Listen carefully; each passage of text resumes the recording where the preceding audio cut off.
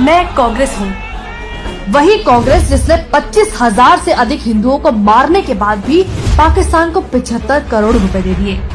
मैंने देश के धर्म के आधार पर टुकड़े टुकड़े कर डाले और मेरा वोट बैंक बचा रहे, इसके लिए 3.5 करोड़ अल्पसंख्यकों को भारत में ही रहने दिया।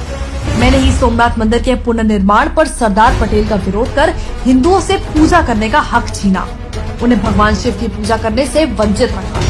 मेरा क्रोध या नफरत कह लो, वो इतनी बढ़ गई थी कि मैंने देश के राष्ट्रपति को भी सेवानिवृत्ति लाभ से वंचित रखा, सिर्फ इसलिए क्योंकि वो नेहरू की बात को नजरअंदाज कर सोमनाथ मंदिर की स्थापना में गए। मैंने आजादी के बाद से लेकर अब तक आरएसएस को बैन करने के लाखों प्रयास करे। वो हमेशा से मेरी आंखों में खटकते हैं, लेकिन मुझे मुस्लिम ब्रदरहुड पसंद है।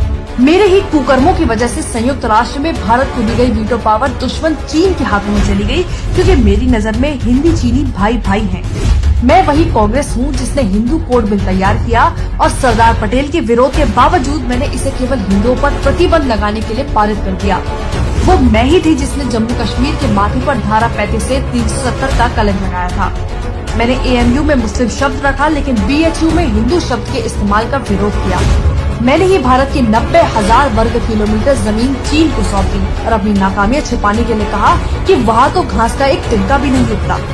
मैंने गायों की रक्षा के लिए आंदोलन कर रहे सैकड़ों साधुओं की गोली मारकर हत्या करवा दी। मैंने ही बांग्लादेशी को देश में घुसपैठ करके अपना वोट बैंक बनाने के लिए रोहिंग्याओं को बसाया।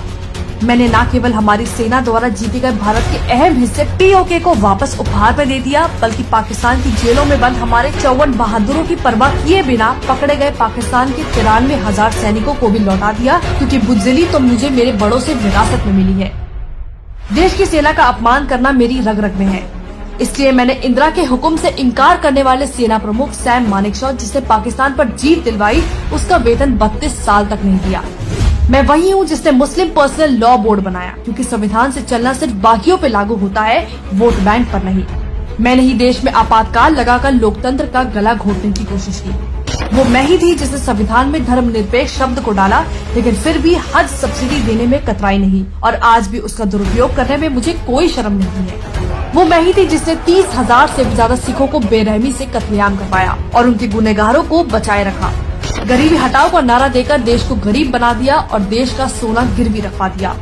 मैंने ही वक्फ एक्ट में संशोधन कर इसे इतना शक्तिशाली बना दिया कि आज आपकी जमीन कभी भी आपके ही हाथों से जा सकती है और आप कुछ कर भी नहीं पाओगे। मैंने परमाणु का विरोध किया, सेना को कमजोर रखने की मेरी मेहनत पर पानी जो फिर जाता।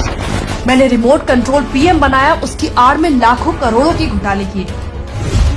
देश में पाकिस्तानी आतंकियों ने 3 दिन तक कहर मचाया, लेकिन इल्जाम लगने से बचने के लिए मैंने आरएसएस को अपना टारगेट बनाया और हिंदू आतंक को जन्म दिया। वो मैं ही थी जिसने देश से छिपकर चीन के साथ एमओयू साइन कर अपने ही देश की कमर में छुरा घोंपा था।